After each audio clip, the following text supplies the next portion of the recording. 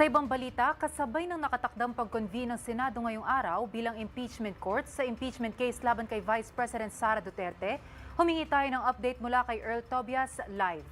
Earl, anong paghahanda ang ginagawa ng Kamara kaugnay nito? Sofia, isang abalang tanghali sa iyo, no? Pati sa mga kasama natin ngayon dyan. Sa papasok lang na impormasyon at kumpirmado na po, no, na naghahanda ng bumiyahe itong buong House Prosecution Panel. Ito pong 11-member prosecution team para nga magpunta dyan sa Senado ngayong araw. Alas 3 impunto raw sa sesyon ng Senado ay nandyan sila para ma-witness ang ipinangakong pagkukonvene ng Senado bilang isang Senate Impeachment Court.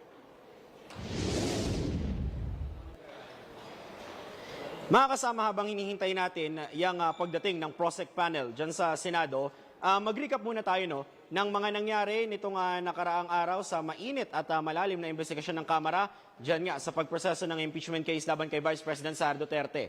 Mga kaibigan, no, Biyernes pa ng gabi nung nakaraang linggo, o nung nakaraang linggo mismo, no, kung kailan nagkakagulo yung Senado, ay ligtas po na naipadala yung articles of impeachment sa tanggapan ng Senate Secretary. Ibig sabihin ngayon, technically mga kasama, no, nasa Senado na ang bola sa pag-usad ng impeachment trial laban sa Vice Presidente. Ang initial na plano, personal na attend itong 11-member prosecution panel dahil nga dyan sa ipinangakong pagkukonvene ng Senate Impeachment Court ngayong hapon 3 p.m. Sa ngayon, naka-alerto tayo kung ano pang mga magaganap dito sa Kamara, pero kanina mga kasama ay nakilala na natin ang isa sa mga magiging impeachment spokesperson. Yan po si Kabataan Party List Representative Attorney Rene Co. No? Rene Co. Yan, isa po siya sa mga magiging impeachment spokesperson. Ibig sabihin, bukod doon sa mga House prosecutors, mukhang ina-assemble na rin po ang mga magiging tagapagsalita ng Kamara para sa mangyayaring impeachment trial. Sophia.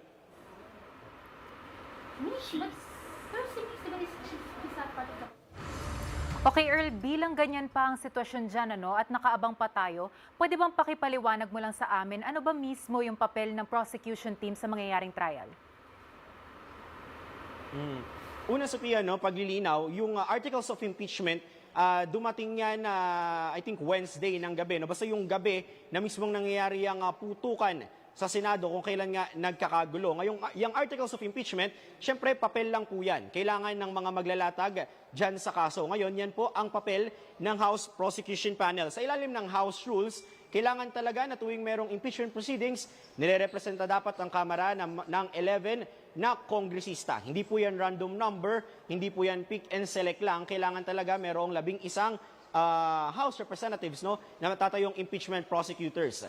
Sa madaling salita kasi, Sophia, no, sila yung simbolismo para sa ating taong bayan na ito yung kaso ng taong bayang Pilipino versus sa isang impeachable official. So dahil inihalal ang mga representative natin dito sa Kamara na representante ng kanilang bawat distrito, simbolismo na rin ito na nire-representa nila yung buong bansa. At dahil nga ang isang impeachment ay exclusive na kapangyarihan ng House, no, na i-initiate dahil yan lang ang bukod tanging kapangyarihan ng masang Pilipino na magpatalsik kung sakasakali ng isang opisyal na inihalal kung tingin nila ay hindi na fit for the office yung opisyal na nakaupo. So asahan natin na kapag nagsimula na yung trial, yung 11-member prosecution panel at yung mga kasama nila na private prosecutors po ang tatayo at titindig dyan sa 4 na articles of impeachment laban kay Vice President Sara Duterte. So Pia, idadagdag ko na rin na paliwanag sa 4 na yan, hindi kailangang 4 yung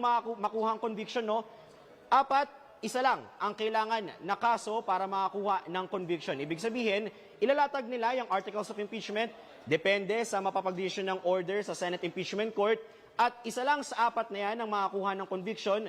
Posible po na ma-disqualify permanente sa pwesto o sa paghahawak ng public office ang Vice Presidente ng bansa na si Vice President Sara Duterte. Sophia. Alright, maraming salamat, Earl Tobias.